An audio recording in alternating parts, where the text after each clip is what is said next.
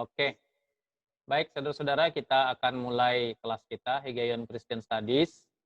Hari ini kita akan lanjutkan untuk em, seri kita tentang teologi worship ya, ibadah, dan kita akan masuk di dalam eh, apa tema ibadah di dalam roh dan kebenaran, yaitu dengan kata lain adalah ibadah di dalam Kristus. Ya, ibadah di dalam Kristus. Nah, ini akan sangat berhubungan erat dengan ibadah kita saat ini, ya. Jadi ini boleh kita bilang ibadah saat ini, ibadah kita pada masa sekarang ini. Ya. Oke, baik. Sebelum kita lanjut, kita berdoa dulu ya. Ya, kita sama-sama berdoa ya. Saya akan pimpin dalam doa. Bapa di surga, kami sungguh bersyukur Tuhan terus memelihara hidup kami. Terlebih-lebih Tuhan memelihara kami di dalam kasih-Mu dan di dalam firman Tuhan. Kami terus diberikan anugerah Tuhan untuk boleh menikmati kebenaran firman Tuhan, persekutuan dengan Engkau, dan persekutuan dengan rekan-rekan seiman kami. Tolong waktu ini Tuhan, berkatilah. Dan tolonglah hamba-Mu yang penuh kelemahan keterbatasan ini, kiranya Tuhan pimpin untuk boleh berkata-kata hanya seturut dengan firman Tuhan saja. Dalam nama Tuhan Yesus Kristus kami berdoa. Amin. Ya, saudara-saudara sekalian,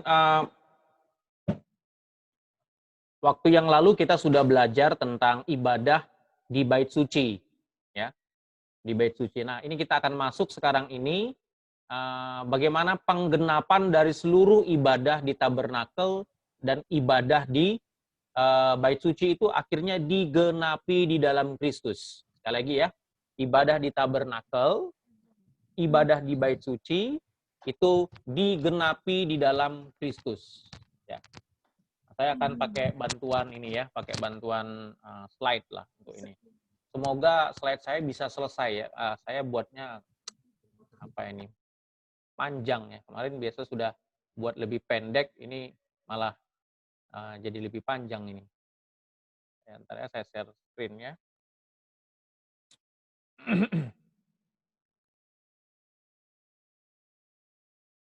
Oke. Apakah bisa jelas, saudara-saudara? Jelas. Jelas ya, oke. Ya, seperti yang sudah kita sering baca ya, ini kan natsnya kan dari Yohanes pasal 4 ya, nanti kita lihat ayatnya. Ya. Tapi sebelumnya saya introduksi bahwa saudara jangan melihat begini ya ibadah itu ya. Maksudnya, oh ini ibadahnya Musa yang di tabernakel. Oh, yang ini ibadahnya ibadahnya apa Salomo di bait suci begitu ya. Nah, ini sekarang yang punya kita ini begitu ya. Enggak begitu ya. Jadi sebenarnya Tuhan Allah itu ya, dia mewahyukan kebenarannya itu memang secara progresif gitu. Enggak langsung penuh begitu. Jadi nanti kita kalau ngelihat kalau di tabernakel ada menekankan satu hal ini, di bait suci menekankan hal yang ini, lalu di sekarang ini menekankan hal yang lain. Tapi itu ada benang merahnya gitu ya. Ada satu keterkaitan di mana sebenarnya Allah itu ingin mengajarkan kita tentang bagaimana beribadah kepada Dia. Ya. Ya, saudara nanti kalau ada pertanyaan langsung aja ya, bisa di chatting aja. Ya, chatting di kolom ini ya. Di teks kolom chat ya. Ya, ini ayatnya ya. Nenek moyang kami menyembah di atas gunung ini, tetapi kamu katakan bahwa Yerusalemlah tempat orang menyembah. Kata Yesus kepadanya, percayalah kepadaku, hai perempuan, saatnya akan tiba bahwa kamu akan menyembah Bapa bukan di gunung ini dan juga bukan di Yerusalem. Kamu menyembah apa yang tidak kamu kenal, kami menyembah apa yang kami kenal. Sebab keselamatan datang dari bangsa Yahudi. Tetapi saatnya akan datang dan sudah tiba sekarang bahwa penyembah-penyembah benar akan menyembah Bapa dalam roh dan kebenaran. Sebab Bapa menghendaki penyembah-penyembah demikian. Ya, satu nat yang sudah sangat sering kita baca ya. Satu nat yang sangat sering ya. Saya harap kita dengan mengulang-ulang membaca nat seperti ini, itu kita akan terus mendapatkan pemahaman-pemahaman yang makin meluas dan mendalam. Ya. Makin luas dan makin mendalam. Ya. Pada kelas ini saya akan sharing 5 poin penting ya, 5 poin, 5 prinsip penting ya berkaitan dengan ibadah di dalam roh dan kebenaran, tapi ada hubungannya dengan, ibadah kita yang kita sudah pelajari sebelumnya, baik itu di tabernakel maupun di bait suci, ya. Di tabernakel maupun di bait suci. Prinsip yang pertama, yaitu coba saudara lihat ya tadi di ayat tadi, itu ada relativisasi ruang, ya. Relativisasi ruang, ya. Saya kembali ke ayatnya ya, coba lihat ini ya. Nenek moyang kami menyembah di, kata perempuan Samaria, di atas gunung ini. Lalu kamu katakan, maksudnya kamu daripada perempuan Samaria ini adalah orang Yahudi, ya. Bahwa Yerusalem lah, masih ingat Yerusalem adalah tempat bait suci, ya. Bait suci, tempat orang menyembah. Nah, lalu Yesus bilang, percayalah padaku perempuan, saatnya akan tiba kamu akan menyembah Bapa bukan di gunung ini dan juga bukan di Yerusalem.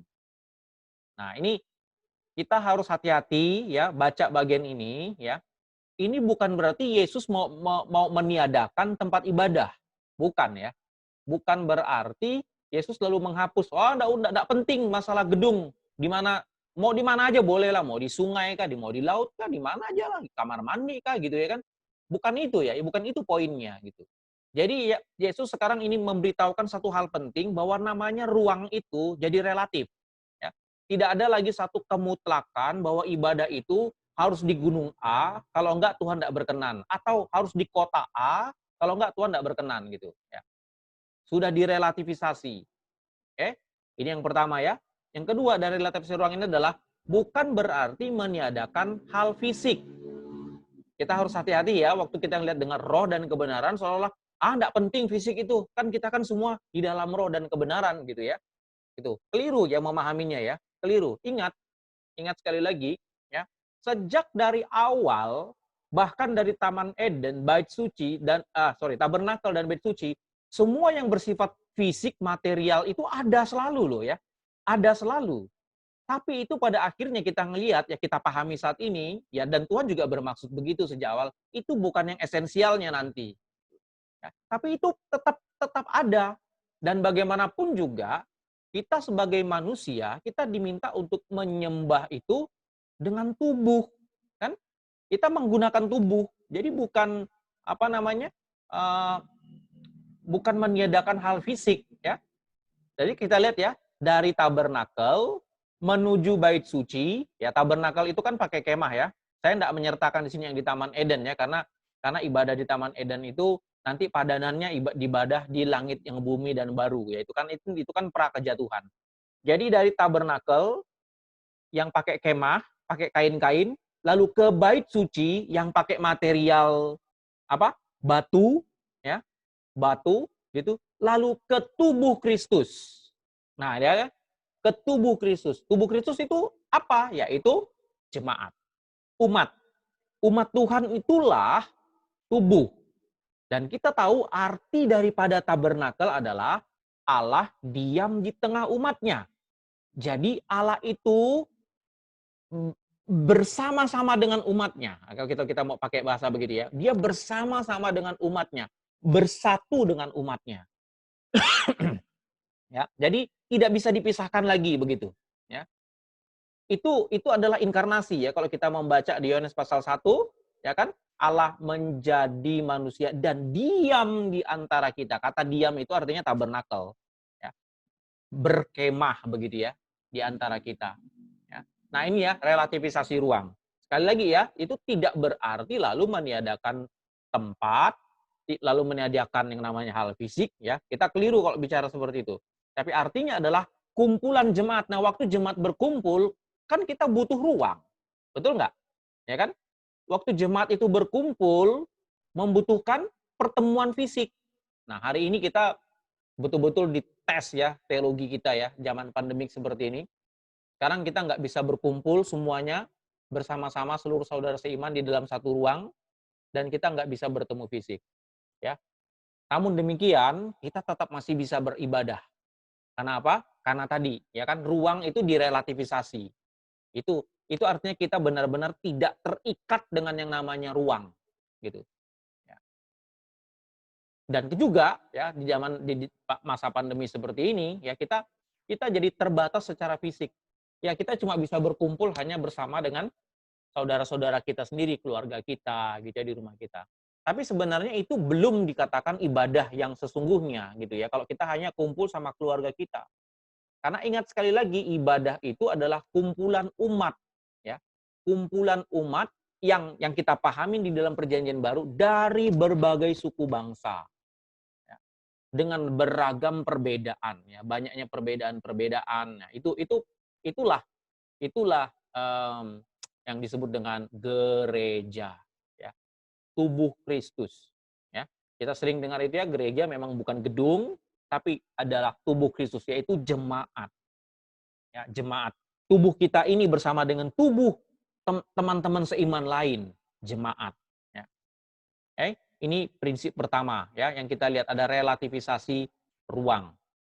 Yang kedua yaitu adalah pengenalan Allah adalah dasar ibadah. Ya. Saya kembali ke ayat tadi ya. Saya kembali ke ayat tadi, saudara lihat di sini ya. Ini Yesus ngomong, kamu menyembah apa yang tidak kamu kenal. Kami menyembah apa yang kami kenal. Sebab keselamatan datang dari bangsa Yahudi. Nah itu ya. Jadi saudara lihat di sini, ya, ini bukan hal yang baru. Jangan dipikir baru pada kita saat inilah bahwa wah ibadah itu harus ada pengenalan. Sementara zaman bait suci tabernakel itu nggak ada istilah pengenalan. Keliru, ya, keliru. Justru itu yang Tuhan tekankan. Ya. Sejak PL pengenalan akan Allah itu krusial dalam ibadah. Ya, makanya kenapa Tuhan itu mau menyatakan dirinya kepada umatnya. Ya, itu tujuannya apa? Tidak lain tidak bukan adalah supaya Allah bisa dikenal. Nah, ini kata yang bagus ya saudara-saudara ya.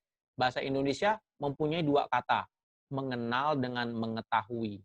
Tapi bahasa Inggrisnya pakai satu kata saja, know ya. Saya pikir ini bagus. Karena kalau kata mengetahui itu seringkali terbatas hanya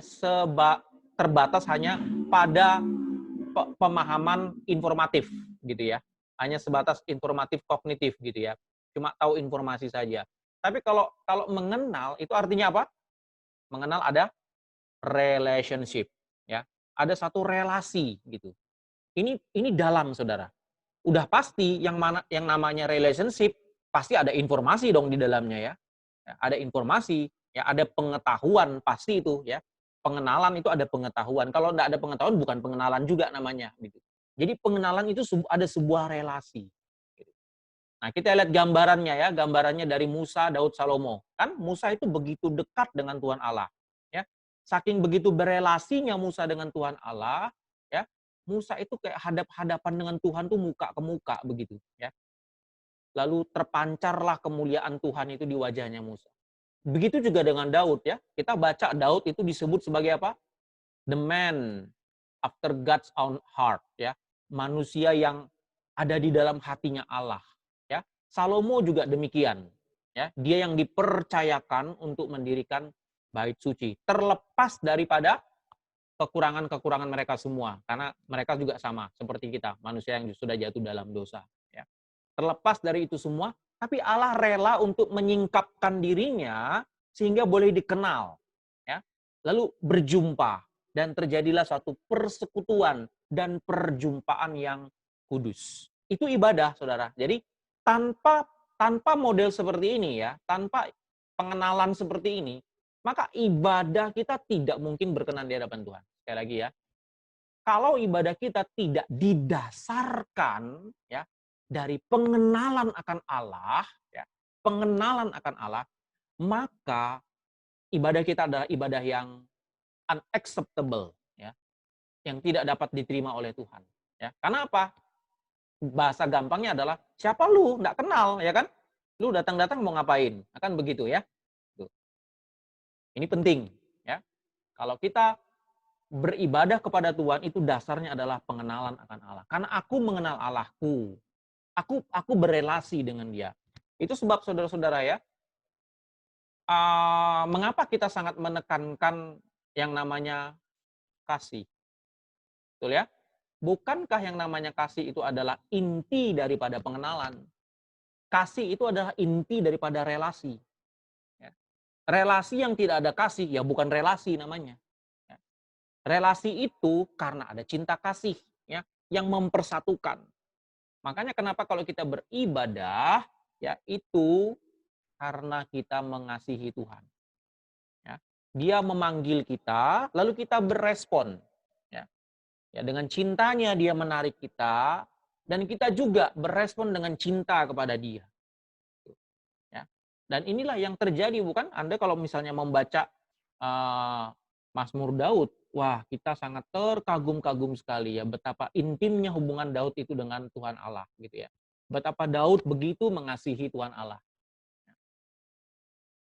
Ini ya yang kedua, yaitu pengenalan akan Allah adalah dasar ibadah. Lalu yang ketiga, Allah seperti apa yang harus kita kenal? Nah, ini penting ya. Allah seperti apa? Yaitu adalah Allah Tritunggal. Ya. Allah Tritunggal.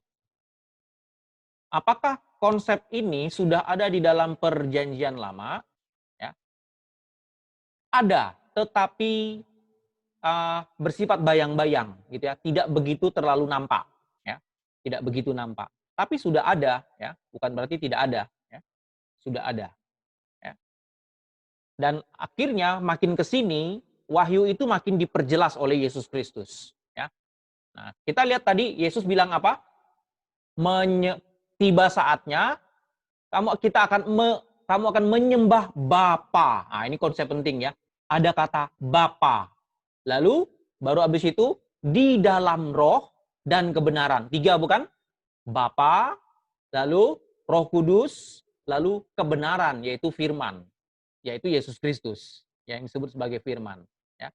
Nah, Allah Tritunggal ini bukan hanya subjek ya, tapi juga objek. Sebagai subjek artinya adalah ibadah itu dimulai dari Allah, ya. Allah yang memanggil manusia berdosa untuk berjumpa dengannya secara khusus. Nah, kita udah pelajarin ini bukan? Allah yang panggil bangsa Israel dari perbudakan di Mesir, diselamatkan lalu beribadah di padang gurun untuk berjumpa dengan penciptanya. Ya. Demikian juga ya di bait suci gitu, Allah yang memanggil untuk menghimpun umatnya berkumpul di dalam bait suci. Ini inisiatif Allah ya, jangan dipikir kalau ibadah itu adalah uh, kita yang mau begitu ya. Keliru, inilah perbedaan ibadah Kristen dengan ibadah-ibadah kafir. Ibadah kafir itu didasarkan oleh ketakutan, saudara. Ya. Takut mendapatkan kutuk, takut mendapatkan hukuman, takut mendapatkan hal-hal negatif, maka mereka mempersembahkan sesajen-sesajen, korban-korban, bahkan bisa korban manusia, begitu ya. Tapi beda dengan ibadahnya yang Allah pertunjukkan kepada bangsa Israel dan kepada kita saat ini adalah itu ibadah yang didasarkan atas cinta kasih. Dan itu yang Allah inginkan, gitu ya. Jadi Allah memanggil umatnya supaya umatnya itu mendapatkan perhentian damai sejahtera, perhentian sukacita. Jadi dipanggillah, ya. Dan kita ngeliat ini kan, potret ini di dalam liturgi kita, panggilan beribadah, bukan? Panggilan beribadah. Kan itu ada selalu di dalam liturgi kita. Jadi memang Allah yang memanggil kita. Nah, pertanyaannya adalah, kita ada respon nggak? Ya. Kedua, ya, juga jadi objek, yaitu apa? Ketika kita berespon kepada panggilannya, yaitu dengan cara menyembah dia dan memuliakan dia. Jadi Allah sekaligus subjek dan sekaligus jadi objek. Ya. Jadi kita menyembah dia, kita memuliakan dia, kita menghormati dia, kita memuji-muji dia dengan puji-pujian, nyanyian pujian, dan kita memberikan persembahan kepada dia. Ya, persembahan itu bisa materi, tapi juga bisa persembahan nyanyian, ya, mulut bibir yang memuliakan Tuhan. Ya. Nah, relasi ini itu ada di dalam Tritunggal, saudara. Ya, di dalam Tritunggal Kudus. Indah sekali ya. Indah sekali ibadah Kristen itu. Ya. Jadi ibadah itu, ibadah sejati itu, yang Tuhan sudah ajarkan sejak dari tabernakel, bait suci, dan akhirnya dan digenapi di dalam Kristus, itu adalah ibadah yang di dalam Tritunggal yang kudus. Ya, di dalam Tritunggal Kudus. Ya. Ketiganya ini bersama-sama dengan kita. Kita bersama-sama dengan ketiga pribadi ini. Ya. Jadi kita menghormati Bapa, kita memuliakan Bapa, itu melalui pimpinan dan pembersihan daripada Roh Kudus, ya, berdasarkan dari firman Tuhan. Firman itu yang menjadi pengantara bagi kita untuk bisa berjumpa dengan Bapa. Inilah ibadah di dalam Tritunggal. Ya. Jadi Yesus waktu bicara dengan perempuan Samaria itu, ya, memperkenalkan, ya, konsep ini, ya, di dalam menyembah Bapa di dalam roh dan kebenaran. Dan Yesus mengatakan, bukan, Allah itu roh.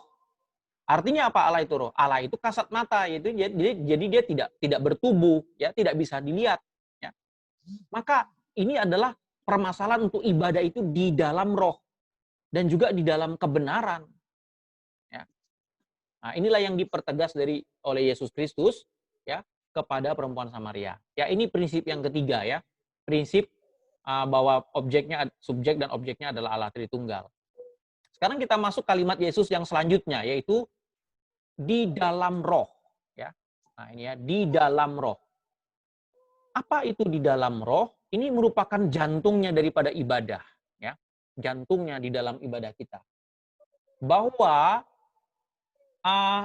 Yesus ingin mengajarkan kepada kita, ya, jangan cuma berorientasi kepada hal-hal yang eksternal, ya, hal-hal yang tampak luar, ya. Seperti misalnya nyanyian-nyanyian kita, suara-suara kita, ataupun wah, megahnya gedung kita, begitu ya.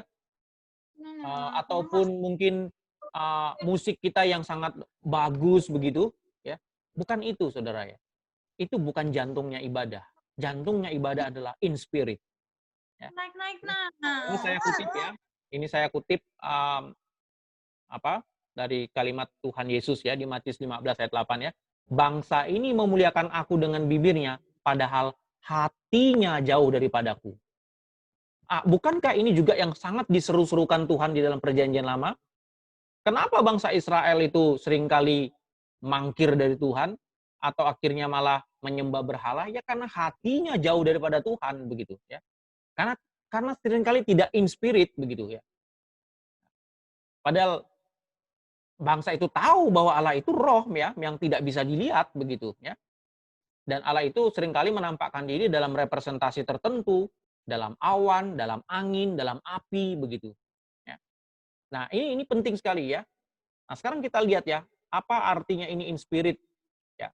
Ada beberapa poin pengertian itu di dalam roh. Yang pertama adalah itu adalah internal of the heart, ya. Itu di dalam pusat diri, ya.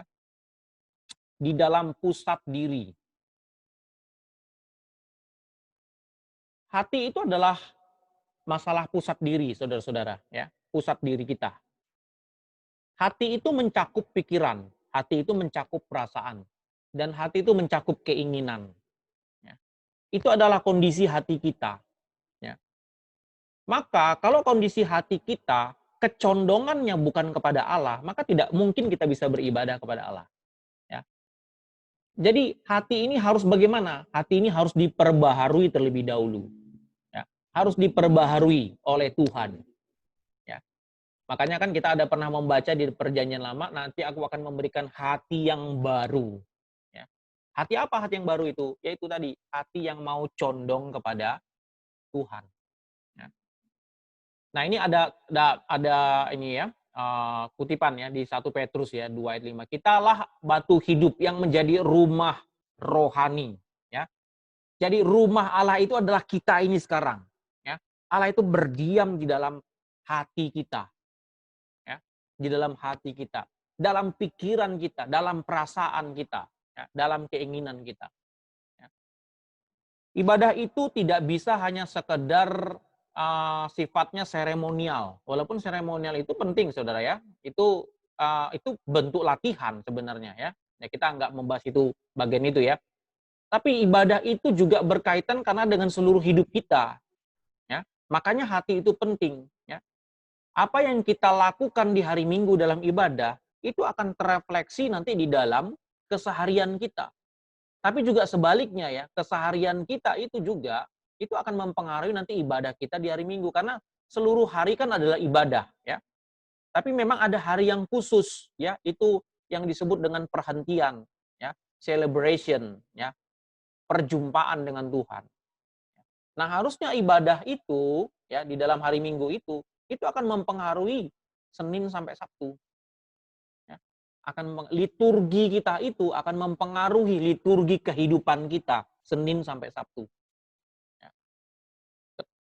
Bisa begitu? Bisa. Kalau hatinya beres, ya, internal of the heart-nya. Ya. Nah, coba lihat ini ya, kita lihat ini ya, gambaran tentang bagaimana penggenapan daripada ibadah-ibadah sebelumnya, ya. Misalnya ini ya, bangunan bait suci, ya. Itu digenapkan, itu adalah tubuh orang Kristen yang kita sebut dengan gereja, ya. Lalu di sana ada korban domba. Nah, itu merujuk kepada domba Allah, kan? Lalu ada darah binatang, itu merujuk kepada darah Kristus. Ini ada ayat-ayatnya, ya. Lalu kemudian ada imam dan jubahnya. Ya, imam dan jubahnya. Itu merujuk kepada apa? Kristus sebagai imam besar kita. Lalu ada korban sembelihan. Itu merujuk kepada apa? Itu merujuk kepada hati yang patah dan hancur. Ya. Hati yang patah dan hancur. Lihat ini kutipannya justru dari Mazmur ya. Dari Mazmur itu dari Perjanjian Lama. Ya. Jadi sekali lagi saudara, kalau tidak memiliki hati yang patah dan hancur, berarti kita tidak mempersembahkan sebuah korban. Ya. Nah, kita mungkin bertanya, maksudnya bagaimana ya hati dan patah dan hancur? Gampangnya adalah ini adalah versus daripada kecongkakan dan kesombongan. Ya. Orang yang sombong tidak mungkin dia merasa hati yang patah dan hancur. Dia akan merasa diri dia hebat. Ya. Orang hati yang patah dan hancur itu seperti Daud yang tahu kalau dirinya itu orang yang berdosa. Mazmur 51 kan adalah pengakuan dosa Daud ya setelah dia jatuh dalam dosa pada pembunuhan Uzia dan perzinahannya dengan Batseba ya. Tuh. Daud hancur hati ya ketika dia ditegur oleh Nathan ya karena dia mengaku diri dia berdosa ya. Seperti yang sudah saya bahas kemarin ya di ibadah bait suci, menghampiri Tuhan itu tidak bisa dengan spirit kesombongan. Menghampiri Tuhan itu haruslah dengan spirit humility ya. Dengan satu kerendahan hati ya. Satu kerendahan hati yang hancur, hati yang patah ya. Itu artinya kita di dalam ya, internal of the heart ya. Nah, kalau begini apakah mereka yang ibadah di dalam perjanjian lama itu tidak ada begini ya? Apakah mereka itu semua ibadahnya itu tidak pakai di dalam hati? Jelas tidak ya saudara ya, jelas tidak. Walaupun kita sering melihat di dalam ibadah perjanjian lama itu penuh dengan berbagai macam material, peraturan-peraturan begitu ya. Ya, ini sebentar lagi akan terputus ya saudara-saudara karena Zoom-nya ini pakai Zoom yang free. Nanti kalau terputus saudara silahkan connect ulang ya. Saya lanjutkan ya. Jadi saya coba kutip di sini ya perkataan Calvin ya, perkataan Calvin. By these words, yaitu maksudnya kata in spirit ya, tentang kata in spirit, he meant not to declare that God was not worshipped by Father in the spiritual manner. Dia tidak bermaksud untuk menyatakan bahwa orang-orang dulu, bapak-bapak di zaman dulu itu, ya di perjanjian lama maksudnya itu, menyembahnya bukan berarti lalu mereka tidak menyembah di dalam hal-hal rohani atau di dalam spirit gitu ya. But only to point out a distinction in external form. Jadi maksudnya tuh untuk menunjukkan atau satu pembedaan mereka itu menggunakan banyak forma-forma eksternal gitu ya. Ada forma-forma eksternal yang digunakan. Nah, maksudnya that while they had the spirit shadow forth by many figures, we have it in simplicity. Maksudnya gini ya. Jadi mereka itu di dalam roh betul ya, di dalam roh tapi melalui figur-figur, gambar-gambaran begitu maksudnya ya. Melalui misalnya ada tabut Allah ya, kemudian kan di dalam bait suci itu kan banyak sekali ya. Banyak sekali hal-hal seperti korban-korban gitu ya. Itu terlihat kompleks sekali begitu ya. Tapi itu pun tetap harus di dalam roh. Jadi Allah tidak mau mengatakan gini, korban domba itu adalah ya itulah kamu harus betul domba itulah. Bukan itu begitu ya. Misalnya juga kayak tabut itu tadi. Bukan tabutnya sebenarnya begitu, tapi diri Allahnya. Apa sih di dalam tabut kan isinya kan tongkat Musa sama kan dua loh batu, ya kan? Itu kan firman Tuhan gitu ya kan. Nah, ini sebenarnya maksudnya di dalam spirit juga gitu ya. Tetapi bedanya dengan kita sekarang itu memilikinya itu di dalam kesederhanaan. Nah, itu maksud Calvin ya. Calvin. Jadi kita memilikinya di dalam kesederhanaan. Jadi ibadah di dalam roh itu apa? Ya persekutuan dengan Allah. Itulah ibadah di dalam roh. Jadi saudara jangan pikir yang aneh-aneh ya. Ibadah dalam roh itu seperti apa begitu. Enggak ya, karena Allah itu memang roh. Maka kita memang harus ibadah di dalam roh begitu ya. Mengingat apa? Mengingat kita juga memiliki roh. Ya, kita bukan hanya terdiri atas tubuh saja, tapi juga roh. Ya. Sebab Allah itu roh, maka hanya bisa dilakukan di dalam roh, yaitu dari internal hati dan melihat dengan iman. Nah, ini kata kuncinya ya. Jadi kita melihat dengan iman. Sama yang dilakukan oleh orang-orang percaya di perjanjian lama, mereka juga melihatnya dengan iman. Ya. Yang sungguh-sungguh hidup yang sudah ini, yang diperbarui hati ya. Jadi melihat korban domba juga dengan iman. Masuk ke dalam ruang Maha Kudus juga dengan iman. Sama dengan kita juga begitu. Karena Allah kan tidak bisa kita lihat, bukan? Allah nggak bisa kita lihat. Nah, kita juga harus dengan iman. Waktu kita berkumpul, kita pun berkumpul dengan iman bahwa Allah itu hadir. Ya. Jadi tidak ada perbedaan sebenarnya saudara-saudara ya. Hanya sekarang apa? Kenapa kita tidak perlu lagi korban domba, kita nggak perlu lagi baju imam yang begitu kompleks itu, kita nggak perlu lagi tabut, nggak perlu lagi ada pembedaan ruang Maha Kudus dengan ruang kudus. Mengapa?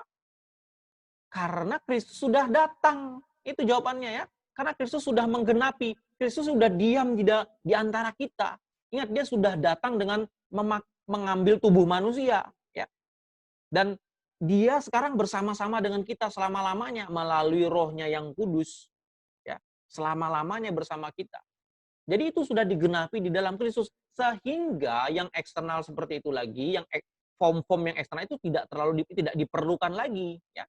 Hal itu tidak dibutuhkan lagi di dalam ibadah. Kita nggak perlu lagi harus bikin korban domba. Karena kalau demikian kita lakukan, itu berarti kita melecehkan darah Kristus. Ya, kita melecehkan darah Kristus. Kalau kita masih ada istilah ruang Maha Kudus dengan ruang kudus, berarti kita melecehkan kehadiran Kristus. Ya, karena Kristus sudah hadir bersama kita. Dan kita disebut apa? Imamat yang rajani, bukan? Kita disebut imamat ya, semua menjadi imam gitu. Jadi nggak ada lagi pembedaan ruang, semua bisa menghampiri Tuhan Allah. Nah, inilah hal yang menjadi berbeda ya Saudara dengan perjanjian lama. Kalau dalam perjanjian lama itu umat tidak bisa menghampiri ya ruang Maha Kudus itu dengan seenak EDW begitu ya. Masuk gitu harus ada perantara. Tapi sekarang kita bisa datang menghadapkan, kenapa? Karena kita sudah ada imam, dan sekali lagi ya Saudara lihat ya, tidak disingkirkan kan yang imam itu tetap ada imam gitu ya. Tetap ada pengantara, yaitu Yesus Kristus. Ya. Jadi kita di sini mendekat kepada Allah. Ya. Kita berani mendekat kepada Allah dengan iman. Kita masuk hadiratnya, ya, ruang Maha Kudus. Ya. Lalu kita mencari dan kita memanggil Dia. Apa? Kita berbicara. Ya. Kita berbicara. Dan Allah pun berbicara kepada kita dengan firman-Nya. Ya. Ini ibadah di dalam roh. Ya. Nah, ini ada ayat-ayat yang berkaitan dengan internal of the heart ya, tentang arti in spirit tadi ya, yang dari dalam hati. Saudara bisa baca sendirilah ini. Ini di dalam perjanjian lama ya. Jadi jangan dipikir di perjanjian lama itu tidak berbicara tentang internal of the heart ya, tidak berbicara di dalam hati. Ya juga, dia berbicara di dalam hati ya. Arti yang selanjutnya adalah tadi sudah saya singgung, yaitu simple, sederhana. Tapi hati-hati ya, hati-hati. Simple, sederhana ini bukan lalu tidak berbobot. Tapi malah ini jauh lebih berbobot ya. Ini bukan berarti lalu karena sederhana gitu ya. Wah, kita bisa semena-mena begitu ya. Kita bisa, oh bukan begitu ya. Sederhana ini berarti adalah kita itu tidak terlalu lagi terikat dengan bentuk-bentuk eksternal gitu. Kita memiliki semuanya itu ya. Semua hal yang kompleks di bait suci, itu kita sudah miliki semuanya di dalam Kristus. Nah, sekarang itu digantikan oleh Kristus. Pertanyaannya, apakah itu sesuatu yang tidak berbobot? Oh, sangat berbobot, saudara ya. Karena itu langsung di dalam Kristus. Allah itu sendiri yang langsung hadir bersama-sama dengan kita. Ya. Ini perintah Alkitab ya, saudara. Jadi kita nggak bisa suka-suka kita menambah hal lain di dalam ibadah. Dengan alasan apa? Seringkali kita bilang kreativitas ya. Nggak ada saudara ya. Kita mau bikin ibadah kreativitas, kita bilang begitu ya. Loh, itu kita jadi yang membuat-buat begitu ya. Nggak ada seperti itu ya. Ibadah itu rancangan Tuhan dan selamanya rancangan Tuhan ya. memang rancangan Tuhan. Kita hanya ngikutin pola daripada kitab suci. Apa yang kitab suci ajarkan. Itu saja. Ya. Jadi tidak ada alasan kreativitas. Ya. Selanjutnya, ya, nih kita lihat ya, nih perbandingannya gini sekarang ini. Kompleksitas ibadah perjanjian lama, ya, menyertakan hal berikut. Coba lihat ya, ada dimensi tabernakel, perlengkapan tabernakel, jumlah jubah imam, detil ritual, jadwal rutin korban, lalu ada kalender hari-hari kudus. Ya, ini kan kompleks banget ya. Dan kita nggak memerlukan ini lagi gitu, karena semua ini sudah digenapi di dalam Kristus. Ya. Nah, celakanya ya, celakanya ya, sorry to say ya, ini kita sangat memprihatinkan. Ada banyak ibadah sekarang ini ya yang berbalutkan semangat kontemporer. Kontemporer tidak selalu salah ya saudara ya, karena kita sendiri pun kontemporer ya. Bahkan menurut saya kita tidak perlu untuk menjadi kontemporer. Tahu mengapa alasannya?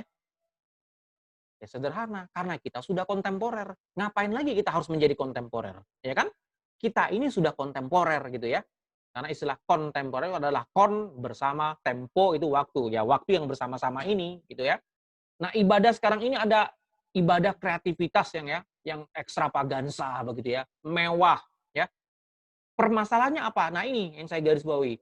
Semacam ada keharusan, semacam ada keterikatan misalnya sama sound system, lighting ya, proyektor, lalu ada semacam ya imam-imam baru ya yang sangat kita bergantung sama dia. Misalnya apa? Soundman, artis, aktor begitu ya, pemain musik yang hebat begitu.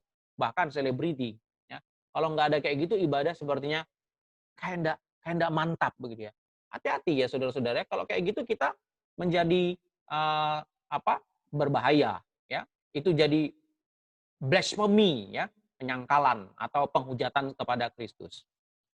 Nah, jadi kita bisa bandingkan ini ya dengan model-model ibadah saat ini ya. Saya nggak mengatakan bahwa ibadah saat ini semua salah-salah, tidak ya. Tapi memang ada yang sangat ekstrim dan sangat tidak mengerti tentang prinsip ibadah. Ya. Sehingga akhirnya merasa berjasa kalau dia bisa berkreativitas. Begitu. Ya. Padahal kita tahu ibadah tidak pernah dimulai dari kita. Itu Tuhan Allah yang panggil kita untuk beribadah. Ya. Nah, garis bawahi kata ini ya, keharusan dan keterikatan. Jadi bukan salah dengan sound system, bukan salah pakai lighting, ya. Yang salah adalah apa? Yang salah adalah kalau kita begitu terikat, ya. Kita begitu terikat dengan itu semua sehingga kalau tanpa itu jadi kacau, ya. Apalagi kalau ada tambah-tambahan seperti semacam artis, semacam aktor atau selebriti itu jelas sudah tidak ada. Dari prinsip awal di dalam Taman Eden, dalam tabernakel, bait suci itu pun sudah tidak ada, saudara. Nggak ada prinsip ibadah seperti itu. Karena yang harus menjadi fokus utama, yang harus menjadi sorotan itu cuma Tuhan Allah, tidak ada yang lain. Ya. Di dalam ibadah kita, di dalam roh, harus Kristus yang menjadi center, menjadi pusat perhatian. Tidak boleh ada yang lain. Paduan suara tidak boleh menggantikan Kristus. Pemain musik juga tidak boleh menggantikan Kristus. Pengkhotbah pun tidak boleh menggantikan Kristus. Ya. Semua para pelayan itu harus disembunyikan di bawah salib Kristus. Ya. Jadi biar Kristus yang nampak dan dipermuliakan. Ya. Nah, ini dia ibadah yang sederhana itu. Ya. Berarti kita dapat melakukannya tanpa terikat dengan hal-hal eksternal. Ya. Tanpa terikat dengan hal-hal eksternal. Ya. Ibrani 10 ayat 19 sampai 22. Ya. Terus tidak ada lagi namanya korban fisik. Ya. Karena korban fisik itu sudah dituntaskan oleh Yesus Kristus. Tidak ada lagi namanya korban fisik. Ya. Kita dilarang untuk melakukan potong-potong korban lagi di dalam gereja. Ya. Beribadah jemaat mula-mula ya, coba lihat itu. Waktu di mula-mula, mereka juga di sinagog, jadi bukan lagi di bait suci. Jadi sangat simple ya, tapi memang kita juga tahu ya bait suci memang akhirnya kan memang dihancurkan. Tapi di mula-mula mereka pun kumpulnya di sinagog gitu, di rumah-rumah itu ya, rumah-rumah itu. Ya. Very simple sekali ya, sangat simple sekali ya. Karena yang paling utamanya ada Kristus hadir di dalamnya. Ya, ini kita sudah bahas ya waktu ibadah di bait suci. Kehadiran Tuhan itu sangat urgent. Ya, mau kita hebat seperti apapun ibadah kita, gedungnya mewah, tapi kalau Tuhan tidak hadir di dalam ibadah kita, nothing. Ya, Ibadah kita adalah ibadah nothing, ibadah yang tidak ada artinya. Maka kesederhanaan menjadi hal yang penting ya, diterapkan dalam semua elemen ibadah ya. Menjadi sangat penting sekali ya, karena seluruh jemaat harus terlibat di dalam penyembahan. Nah, inilah yang diinginkan Tuhan Allah gitu ya. Tidak boleh hanya menjadi penonton ya, jadi penonton yang menyaksikan kehebatan para pelayan di mimbar ya. Nah, ini keliru. Berarti dia datang pun motivasinya nggak benar itu ya. Berarti ibadahnya itu bukan ibadah sejati. Lebih celaka lagi, kita yang menyelenggarakan ibadah, ya para pelayan yang menyelenggarakan, kita pun malah membentuknya menjadi bentuk entertain. Akhirnya terlihatlah seperti apa? Ya ini, gitu ya. Seperti kayak nonton konser gitu ya. Paduan suara maju ke depan pun kita lihat itu jadi kayak sebuah tontonan jadinya ya kan. Nanti habis itu kita nilai, bagus ya, jelek ya, bagus ya, cuma begitu doang gitu ya. Itu jelas itu bukan ibadah gitu. Sama, ini juga nggak lepas dari pengkhotbah. Tadi khotbahnya bagus nggak ya gitu ya. Nyampaikannya tadi wah berapi-api ya gitu ya. Ya saya tidak mengatakan itu hal yang salah ya sekali lagi ya, bukan di situ poinnya ya. Tapi poinnya sekali lagi ya, jemaat itu terlibat gitu. Makanya kata yang dipakai di dalam bahasa Inggris kan Sunday service kan, serve, ya kan, serve. Semuanya melayani. Nggak ada umat yang datang itu tidak melayani. Ya. Semua datang melayani, yaitu semua kita menaikkan nyanyian pujian kita. Melayani dengan suara kita melayani dengan seluruh pikiran hati kita, dan kita melayani dengan uang kita memberi persembahan, ya kan? Kita melayani kita dengan doa dan pengakuan. Semua jemaat terlibat di dalamnya. Nah, ini pentingnya. Ini arti pertama in spirit, yaitu di dalam simple ya. In spirit yang ketiga, yaitu artinya adalah hormat. Ya.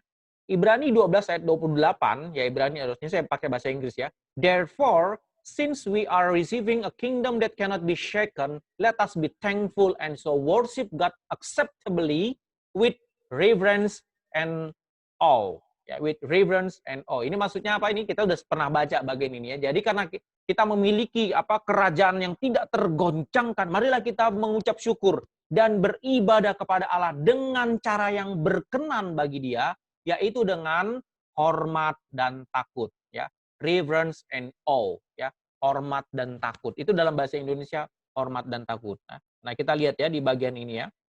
Apa itu reverence? Ya, itu reverence artinya adalah takut akan Tuhan. Bahasa Ibrani-nya yare itu akan Tuhan. Ada tanda dari kepercayaan sejati. Ini maksudnya takut akan Tuhan itu adalah tanda dari kepercayaan sejati ya.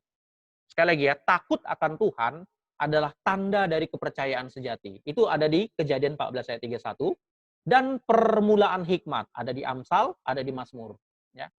Jadi takut akan Tuhan. Nah, saudara bayangkan sekarang kalau kita ibadah itu dengan sembrono, tidak ada rasa hormat seperti ini. Ya. Tidak ada rasa hormat kepada Tuhan. Apakah itu akan berkenan bagi Dia? Firman Tuhan mengatakan tidak. Ya. Hormat itu mengandung takut akan Tuhan. Ya. Takut akan Tuhan. Bagaimana dengan ibadah yang akhir-akhir ini kita lihat ya, coba lihat ini kita refleksi dengan ibadah yang kita suka buat-buat sendiri ya, dengan atmosfer yang bagaimana? Friendly, enteng dan informal gitu ya. Saya bukan menyangkal istilah friendly ya, saudara jangan salah tangkap ya. Lalu habis ini saudara ibadah, lalu saudara kayak bermusuh-musuhan sama teman. Bukan itu ya. Maksudnya adalah kita seringkali jadi akhirnya membuat ibadah kita itu menjadi informal ya. Ibadah kita itu menjadi casual sifatnya gitu ya. Padahal Allah itu coba kita perhatikan kemarinnya di tabernakel dan bait suci. Gimana? Menggentarkan bukan? Saking tidak tahan, saking Allah memenuhi kemuliaan bait suci, itu para imam tidak tahan untuk masuk untuk menyelenggarakan ibadah ya. Ingat kita ini manusia berdosa begitu ya. Jadi ada rasa hormat gitu ya, ada rasa takut di dalamnya ya. Lalu kita juga tanya ya, lalu sukacita bagaimana? Bukankah Mazmur 100 katanya itu harus masuk ke pintu gerbangnya dengan sukacita? Bukankah harus beribadah itu dengan sukacita? Betul, 100% betul sekali bahwa kita harus ibadah dengan sukacita. Tapi pertanyaannya adalah bagaimana kita menafsir kata sukacita? Nah, ini yang suka jadi problem, ya. Kita suka bikin sukacita itu sama kayak dunia. Padahal sukacita Kristen itu seperti ini, Saudara, ya. Sukacita Kristen itu berdampingan dengan takut. Saya bacakan ya. Mazmur 112 ayat 1. Saudara boleh buka ya. Mazmur 112 ayat 1. Mazmur 112 ayat 1. Ya, ya. Berbahagialah, haleluya, berbahagialah orang yang takut akan Tuhan. Lalu, apa selanjutnya? Yang suka kepada segala perintahnya. Aneh kan? Coba damping-dampingan kan? Berbahagialah orang yang takut, tapi habis itu suka. Nah, itu kan berdampingan itu. Gimana bisa saudara menggabungkan ini? Ada takut, ada suka. Nah, inilah sukacita Kristen. Sukacita Kristen itu berdampingan dengan takut. Takut ini takut akan Tuhan maksudnya ya. Ini takut akan Tuhan. Tapi suka begitu ya. Sukacita gitu. Ya. Terus juga kompatibel dengan gentar. Jadi sukacita itu kompatibel dengan gentar. Ya. Saudara saya bacakan ya di Mazmur ya, Mazmur pasal yang ke-2 ayat 11. Ya. Mazmur 2 ayat yang ke-11. Beribadahlah kepada Tuhan dengan takut dan ciumlah kakinya dengan gemetar. Ya. Beribadahlah dengan takut dan ciumlah kakinya dengan gemetar. Ya. Ini penting ya, ini sukacita Kristen. Ya. Lalu saudara lihat lagi ya, menyembah dan mempersembahkan. Nah ini sudah saya baca, tapi saudara pasti tahu ayat ini. Ya ini tentang orang Majus. Ya.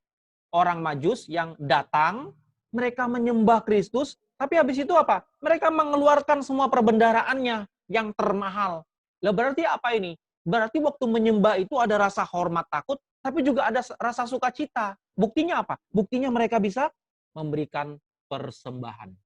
Ya, memberikan persembahan itu dengan begitu sukacita. Dan lihatlah di situ ya, mereka pulang dengan senang sekali. Itu orang Majus. Pulang dengan senang sekali. Itulah sukacita Kristen. Ya. Yang satu lagi tidak terkatakan. 1 Petrus, ya, 1 Petrus 1-8. Ya, 1 Petrus 1 ayat 8, sorry ya.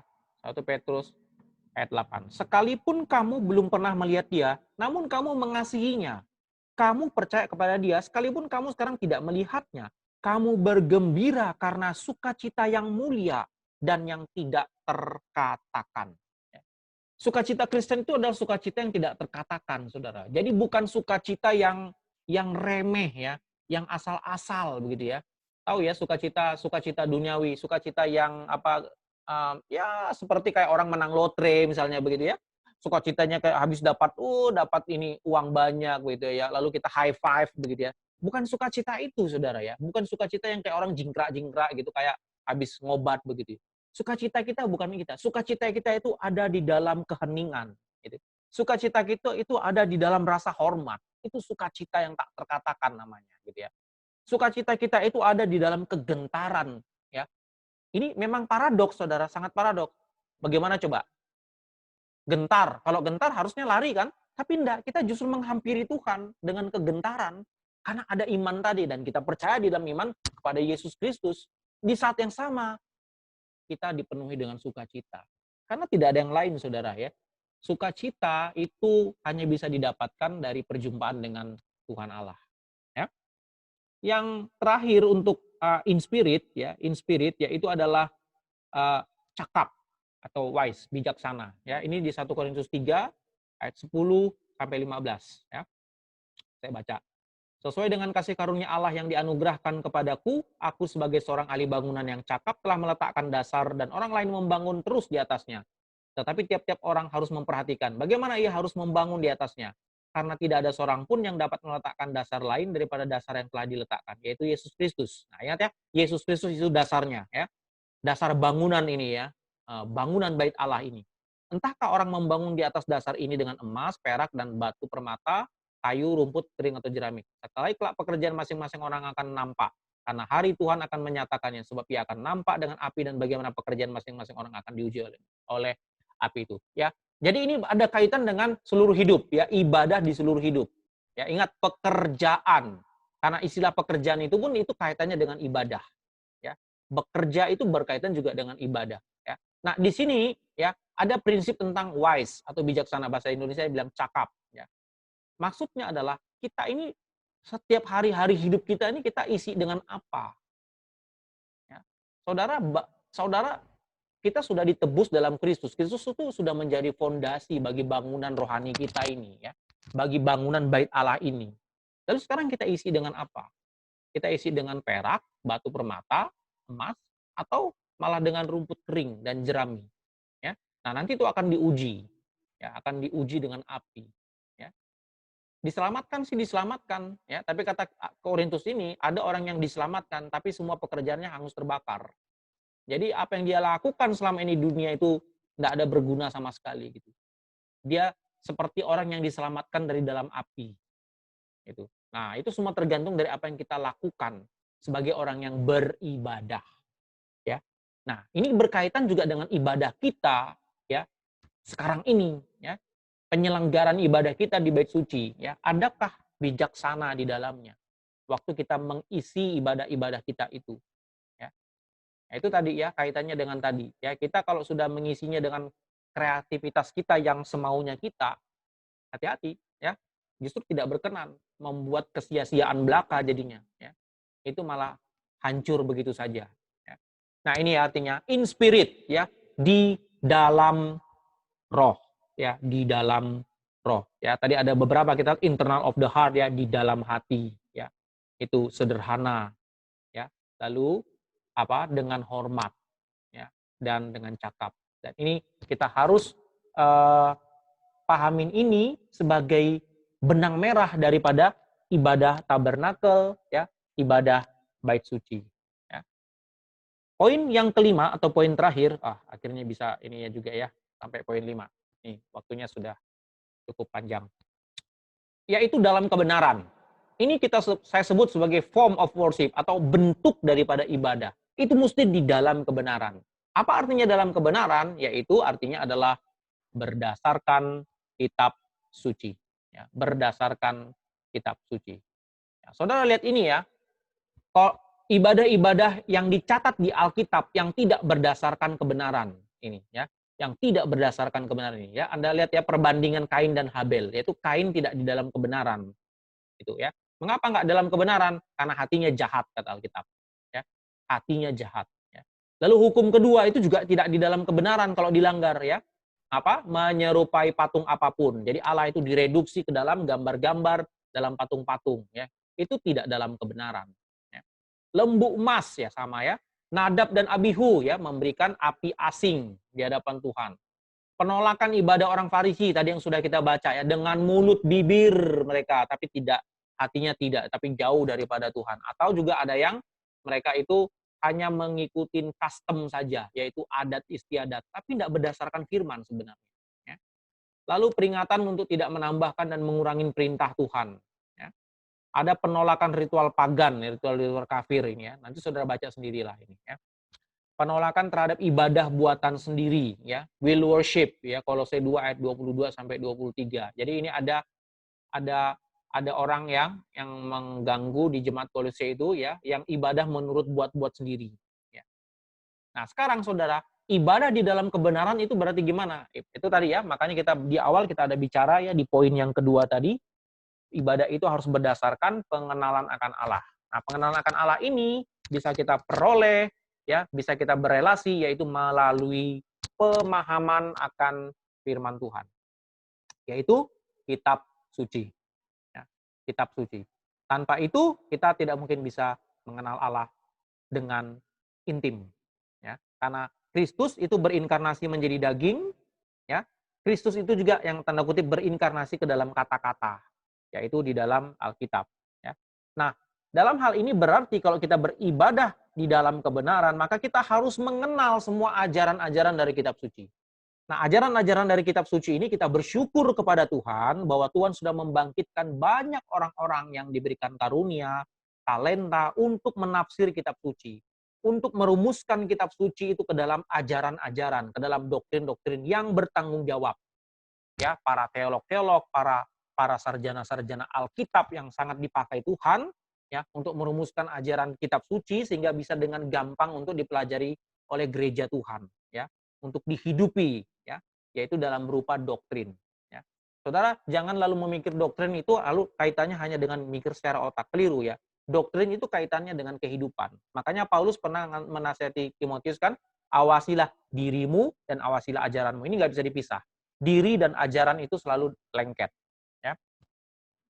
Doktrin apa? Misalnya doktrin Allah dan manusia. Ya, untuk berkaitan dengan ini ya, ibadah ya. Misalnya kita ciptaan tidak tahu bagaimana menyembah Allah, terlepas dari pahwahyuan diri Allah. Dan ini memang betul yang Alkitab katakan ya.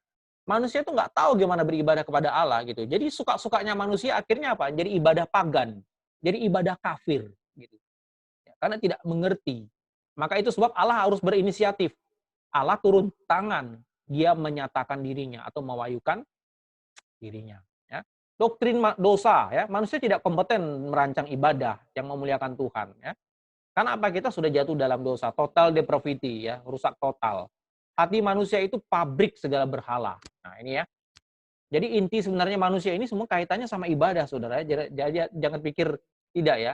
Kalau pandangan teologi reform itu begitu dia, ya bahwa yang paling berbahaya dari hidup manusia itu ini tadi berhala-berhala ini gitu ya. Karena kita sering condong kepada berhala gitu. Ya, kalau kita mau tarik pada saat kita sekarang ini, berhala itu bisa banyak bukan? Ya. Berhala itu bukan hanya apa namanya?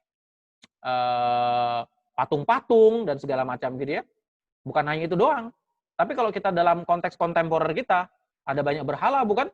Uang bisa jadi berhala, apalagi jadi berhala? Jabatan jadi berhala, apalagi? Keluarga bisa nggak jadi berhala?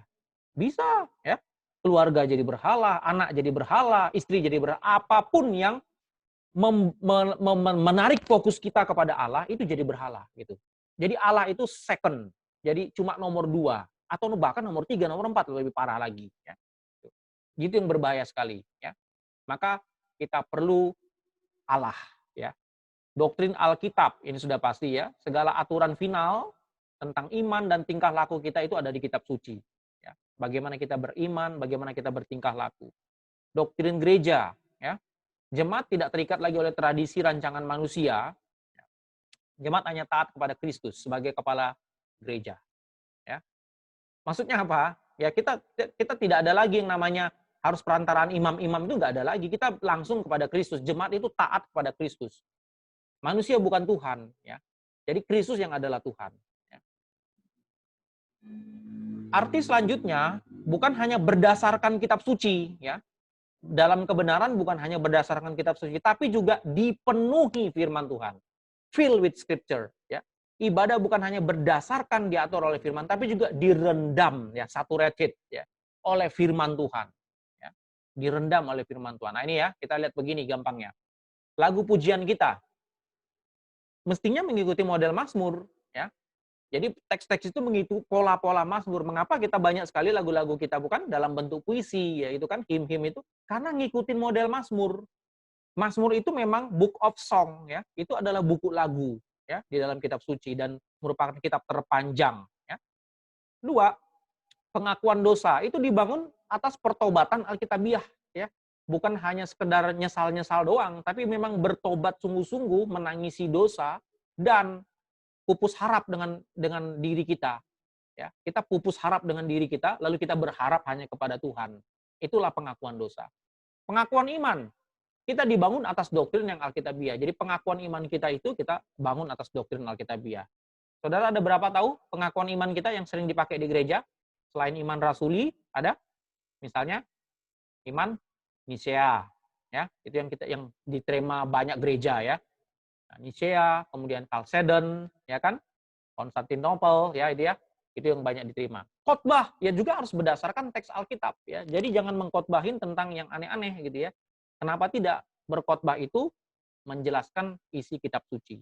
Nah, itu artinya disaturated ya, dipenuhi oleh firman. Ya, dipenuhi oleh firman. Tanpa dipenuhi firman, maka berarti kita bukan ibadah dalam kebenaran. Ya. Itu makanya gereja kita ya, gereja kita terutama Protestan ya. Kenapa kita sangat dipenuhi dengan firman bukan? Khotbah kita saja sudah mengambil waktu 45 menit, bahkan ada yang sampai 1 jam, ya kan? Kemudian nyanyian-nyanyian kita sangat panjang sekali. Nyanyian-nyanyian kita itu semua dipenuhi firman, ya, nyanyian-nyanyian yang berisikan pengajaran firman. Lalu kita ada pengakuan dan kita ada doa, dan semuanya dipenuhi oleh firman. Ya. Mengapa? Ya, karena apa? Karena dalam ibadah kita bertobat, kita dikuduskan, dan kita dibangun, dan kita dipertumbuhkan. Sekali lagi ya, orang bisa bertobat dengan datang ibadah karena dia mendengar firman itu. Ya. Orang juga dikuduskan. Ya, kita semakin dikuduskan. Ingat ya, Yesus pernah mengatakan, kuduskanlah mereka, firman-Mu adalah kebenarannya. Dikuduskan oleh firman kebenaran. Kan? Dan dibangun, ya, diedifikasi atau dipertumbuhkan. How? Bagaimana caranya? Ya, caranya adalah di dalam ibadah kita, apa yang kita lakukan? Nah, saudara lihat ini ya, sederhana bukan? Tidak ada yang aneh-aneh gitu loh ya. Kadang-kadang kita bikin ibadah itu dengan sok-sokan mau kreativitas, akhirnya malah kita apa? Malah menjadi bikin ibadah paganisme gitu, ibadah kayak orang kafir gitu. Ibadah yang tidak menghormati Tuhan. Atau lebih tepatnya kita tambah-tambahin sendiri. Ya. Membaca Alkitab, ini sudah terjadi ya di sejak zaman perjanjian lama gitu ya. Dan Yesus sendiri waktu setiap ke bait suci, Yesus pun membaca PL ya, dan lalu menjelaskannya, reading the Bible ya, reading the Bible. Lalu apa? Dikotbahkan. Kotbahkan itu artinya apa? Menjelaskan apa yang ada di dalam kitab suci itu ya. Kedua, menyanyikan. Sejak dari dulu juga sudah ada nyanyian bukan? Kita ngelihat kan waktu bangsa Israel dilepaskan dari Mesir, maka lahirlah nyanyian Musa. Ya, lalu Tuhan perintahkan tuliskan itu dalam dahi mereka untuk mengingat karya-karya Tuhan. Nah, akhirnya nyanyian itu diulang. Dan saudara lihat ya, setiap kali di ibadah suci ada satu nyanyian yang selalu diulang-ulang. Kalimatnya yang sama itu ya, tapi dalam sekali ya. Apa itu? Bahwasanya kasih setia Tuhan selama-lamanya. Kan itu sering mereka menyanyikan, paduan suara juga menyanyikan itu. Ya. Itu adalah firman Tuhan. Jadi menyanyikan firman Tuhan. Dan kita lihat Daud sendiri adalah penulis lagu. Ya. Daud sendiri yang menuliskan nyanyian-nyanyian itu. Ya. Kalau John Calvin sendiri malah lebih senang kalau kita menyanyikan Mazmur, karena kita sedang menyanyikan kata-kata Tuhan sendiri. Ya. Berdoa dengan Alkitab. Jadi maksudnya berdoa dengan Alkitab itu gimana? Semua ucapan doa kita itu sesuai dengan firman Tuhan. Gitu. Lalu melihat Alkitab, see the Bible, melihat firman Tuhan ini di dalam apa? Nah ini di dalam sakramen. Ya, di dalam sakramen perjamuan kudus. Ya, kita melihat roti dan anggur itu adalah tubuh dan darah Kristus. Itu artinya kita sedang melihat firman. Ya. Kita melihat di sana dengan mata iman kita. Ya. Itu ya, tentang bagaimana di dalam kebenaran. Sekarang bagian terakhir 2 pertanyaan penutup. Ya. Apakah penekanan yang kuat terhadap Alkitab dalam ibadah menyebabkan umat menjadi begitu kognitif atau intelektual sehingga menjadi anti emosi dan melawan kenikmatan keindahan? Karena dipenuhi dengan firman, kata-kata firman, lalu kita jadi anti emosi, anti kenikmatan? Tidak. Ya, tidak. Justru dengan demikian, perasaan kita harusnya digemburkan untuk membangkitkan cinta. Sekali lagi ya, dengan dipenuhi firman Tuhan, itu kita untuk membangkitkan cinta kepada Tuhan. Semakin berhasrat kepada Kristus. Dan semakin menikmati Tuhan. Ya. Kita lihat kan di Taman Eden, Allah berjumpa dengan manusia, dan Tuhan mempersiapkan segala satunya di sana, dan Adam dan Hawa menikmati ya persekutuan intim itu, mereka menikmati ciptaan di taman itu ya. Demikian juga di dalam bait suci ya, coba lihat ya kan Musa begitu menikmati di dalam hadirat Tuhan ya. Karena Tuhan yang hadir itu dengan segala kekudusannya itu adalah Tuhan yang indah. Ya, Tuhan yang indah. Masih ingat kan transfigurasi Yohanes, Petrus dan Yakobus di atas gunung. Mereka menikmati sekali melihat kemuliaan Kristus. Itu ya. Jadi tidak bertentangan ya, dan jangan dipertentangkan itu ya. Justru itu berelasi. Semakin kita belajar kebenaran itu harusnya membangkitkan hasrat kita, membangkitkan afeksi kita, membangkitkan cinta kita. Ya, makin mencintai Kristus. Jadi kalau saudara belajar kebenaran, belajar firman, lalu saudara nggak dibangkit dengan itu, ya cuma ada 2 kemungkinan. Satu, yang saudara pelajari bukan kebenaran. Yang kedua, saudara salah belajar. Ya, berarti saudara belajar hanya sebatas informasi, bukan dengan motivasi mau mengenal Allah. Sekali lagi ya, Kalau kita di gereja sudah benar, kita dipenuhi oleh firman, nyanyian kita dipenuhi firman, ibadah kita betul-betul dipenuhi firman, tapi kok tidak membangkitkan hasrat saudara, ya, ada kemungkinan yang pertama, saya harap ini tidak terjadi yang pertama, yaitu yang diajarkan, atau yang dikotbahkan, atau yang dinyanyikan, itu bukan kebenaran. Ya, sekali lagi, bukan kebenaran. Tapi bisa juga kemungkinan yang kedua, yaitu saudara dan saya, motivasi belajarnya bukan untuk mengenal Tuhan, tapi untuk cari informasi supaya nanti bisa menang debat dengan orang lain, begitu. Ya, bukan karena ingin mengenal Kristus, bukan karena ingin berelasi dengan Kristus. Ya. Apakah bentuk yang kontemporer, pop casual dapat digunakan dalam membawa elemen-elemen ibadah yang diotoritaskan Allah, katakanlah seperti dance, rock, musik, drama, dan teater? Kalau kita berkaca dari ibadah tabernakel, bait suci, dan bagaimana sekarang ini kita melihat dalam sepanjang sejarah gereja, maka ini tidak dapat dibenarkan. Ya. Karena casual, lalu ada rock, musik, dan itu sebenarnya semua bentuk-bentuk atau form-form yang bersifat mengentertain diri manusia. Gitu ya, menentertain diri manusia, dan ini kita harus hindarkan. Ya. Karena datang beribadah paling utama pertama adalah Allahnya dulu yang menjadi tujuan. Waktu kita memuliakan Allah dengan sungguh-sungguh di sana, maka kita mendapatkan kesenangan kita. Sekali lagi ya, bukan kita membangun kesenangan kita, tapi justru kita membangun kesenangan, bukan membangun kesenangan, kita mencari kesenangan Allah. Allah itu yang dimuliakan karena disembah dengan umatnya, ya. Tapi di dalam itu pula kita justru mendapatkan sukacita yang tak terkatakan itu, sukacita yang tak terperikan, ya. Kegembiraan yang tak terperikan itu justru kita memperolehnya di situ. Ya. Yang ada di sini semua hanyalah gambaran-gambaran eksternal yang bersifat sangat sementara sekali. Ya. Saudara bisa ngedance, tapi saat itu saja. Udah habis itu saudara hilang sukacitanya, tidak tahu gimana. Ya. Dan musik-musik juga yang tidak menggambarkan kemuliaan Tuhan, yang tidak mencerminkan kekudusan Tuhan, itu sebaiknya jangan ada di dalam ibadah. Ya. Sekali lagi, semua yang elemen-elemen di dalam ibadah tadi, ya elemen-elemen tadi ini ya, nah ini kan elemen-elemen ibadah tadi, ya. Ini semua harus disaturasi dengan firman Tuhan. Baik, saudara-saudara, sampai di sini pemaparan saya tentang ibadah di dalam roh dan kebenaran. Oke, sebelum kita lanjut, kita lanjut dengan pertanyaan ya. Nanti kalau saudara ada tanya, boleh. Ya, kita akan mengumpulkan persembahan terlebih dahulu.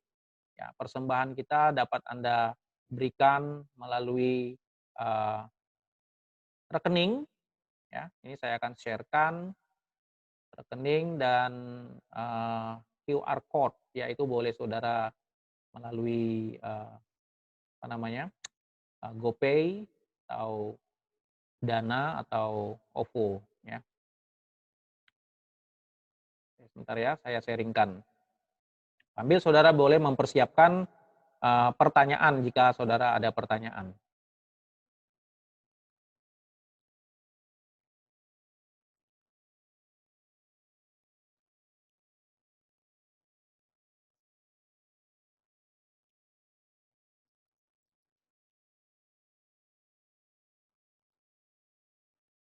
Ya, saudara pertanyaan boleh diketik ya, silahkan.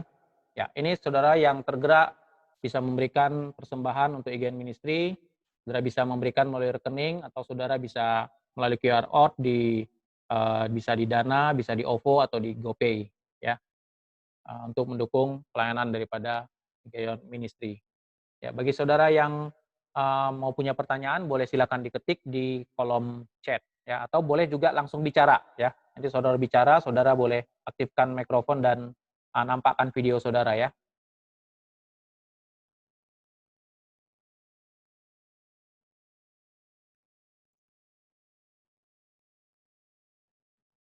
Ya, saudara yang mau memberikan persembahan bisa memberikannya di rekening BCA gitu ya. Ada nomor tertera di sana.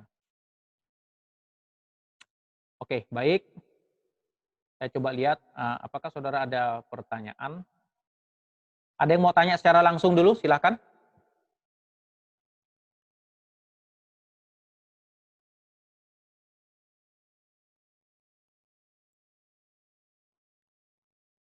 Ya, ini ada pertanyaan di chat ya.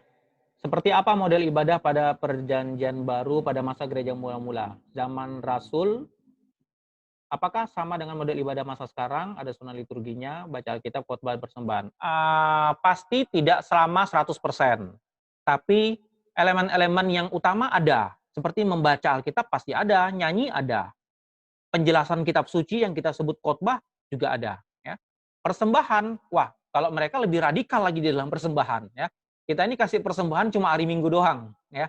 Kalau mereka tuh lebih radikal ya, tiap hari bisa kumpulin itu ya. Bahkan mereka itu karena saking mengasihinya satu sama lain itu ya, itu milik bersama itu jadi sepertinya begitu ya.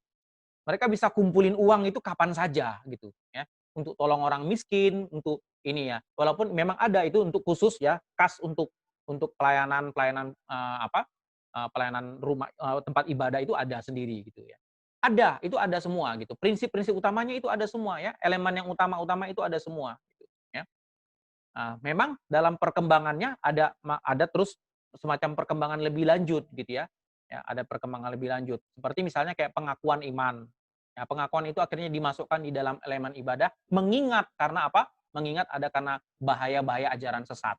Ya, jadi jemaat itu dibiasakan mengungkapkan iman, pengakuan imannya seperti ini gereja ini, pengakuan iman. Karena ada banyak pengajaran-pengajaran sesat. Itu saja ya. Jadi kalau kita ngelihat elemen ibadah kita itu sederhana, apa? Nyanyi, khotbah, baca Alkitab, pengakuan, persembahan. Sudah, gitu kan? Itu aja elemen kita. Tidak ada yang lain-lain begitu. Ya. Oke, itu ada lagi yang mau tanya?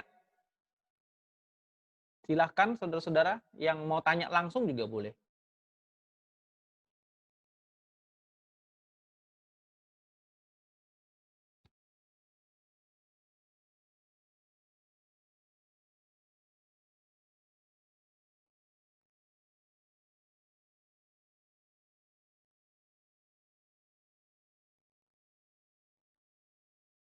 Tidak ada? Sudah clear? Rabu depan saya akan bahas ibadah di langit yang baru dan bumi yang baru. Ya, itu ibadah di masa depan. Ya, ibadah di masa depan.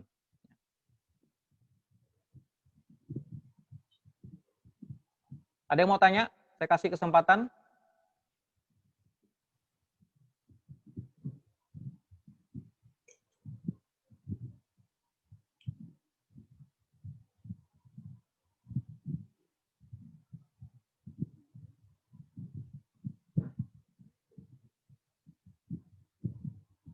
Oke, baik. Kalau tidak ada yang mau tanya, kita akan akhiri ya.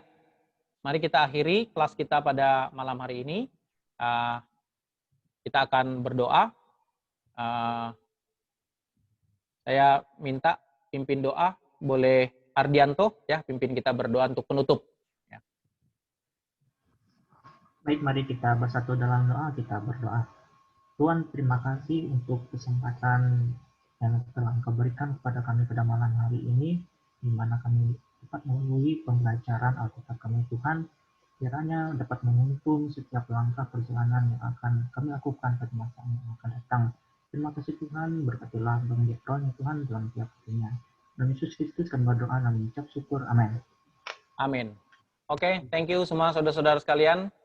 Sampai jumpa di kelas HCS pada Rabu yang akan datang. Tuhan memberkati. Thank you. Ya, Bang.